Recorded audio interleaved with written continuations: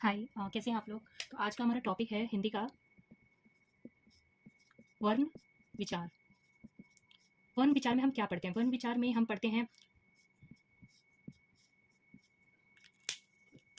वर्णों के आकार के बारे में, उनके भेद के बारे में, उनके उच्चारण के बारे में, और हम उनके मेल से बनने वाले शब्द के बारे में पढ़ते हैं। वर्ण क्या होते हैं?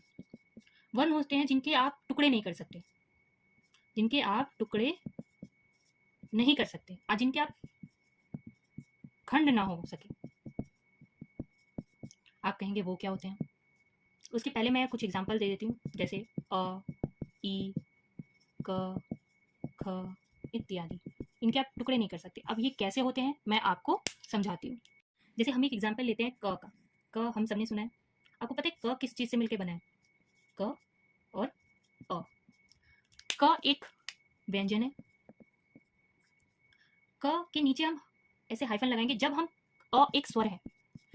व्यंजन जब भी बोलेंगे स्वर की सहायता से बोला जाता है, स्वर की हेल्प ली जाती है व्यंजन को बोलने के लिए। जैसे क ख में भी वैसे ही ख प्लस अ होता है। अ क्या होता है आपका स्वर, और ख क्या हो गया आपका ख हो गया आपका व्यंजन।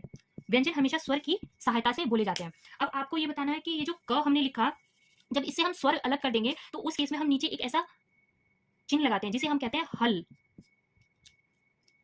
ये जो क है ये अपने आप में पूर्ण नहीं है। पूर्ण कब बनेगा? जब ये स्वर के साथ आएगा, स्वर की सहायता लेगा और एक व्यंजन बनेगा। व्यंजन टोटल कितने होते हैं? टोटल व्यंजन होते हैं जी 33, और हमारे स्वर कितने होते हैं? 11 वर्णमाला में। ये जो क है आप इसके और टुकड़े अब नहीं कर सकते। नहीं कर सकते तो ये क्या बन गया? हमारा वर्ण बन गया। स्वर कौन कौन से होते हैं? स्वर होते हैं अ, आ, ई, बड़ी, उ, ऋषि, ए, ए, उ, उ। ये हमारे स्वर होते हैं। इनकी सहायता ली जाती है व्यंजन में। अब हमारे व्यंजन कौन से होते हैं? व्यंजन होते हैं, मैं लिख देती हूँ, हम सबने ही पढ़े हुए हैं ये।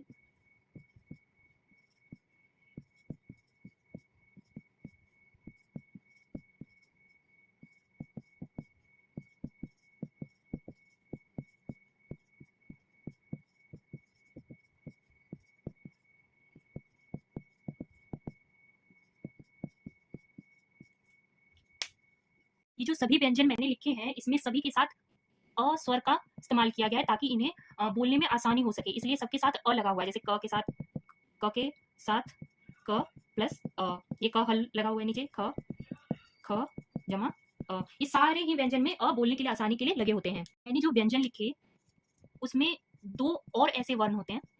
एक को कहा जाता है अनुस्वार और एक को कहा जाता है विसर्ग। अनुस्वार कैसा होता है?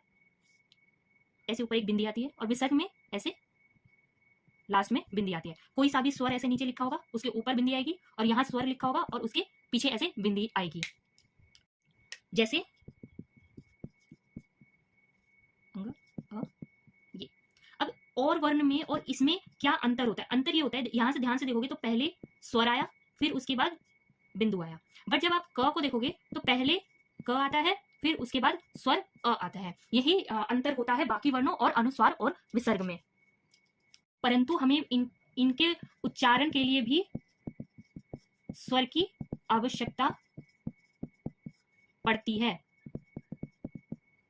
स्वर जो होते हैं वो स्वतंत्र होते हैं, उनके उच्चारण में हमें किसी भी चीज की आवश्यकता नहीं पड़ती, परंतु व्यंजन में पड़ती है। कुछ ऐसे वर्ण हैं जो केवल ज्यादातर संस्कृत के ही शब्दों में जिनका इस्तेमाल होता है, जैसे कि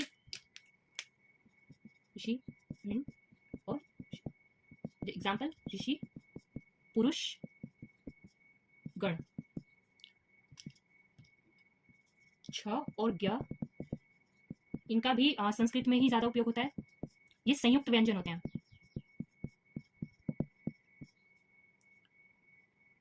विसर्ग जो अभी हमने पढ़ा वो भी काफी हद तक थोड़े ही शब्दों में प्रयोग होते हैं, जैसे छ, छी इत्यादि।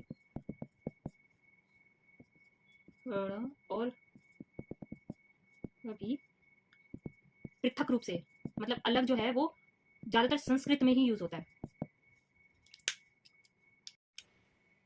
बड़ा और ये कभी भी शब्द के शुरुआत में नहीं मिलेंगे आपको, नहीं आते। बस ओके बाय, बाकी नेक्स्ट क्लास में।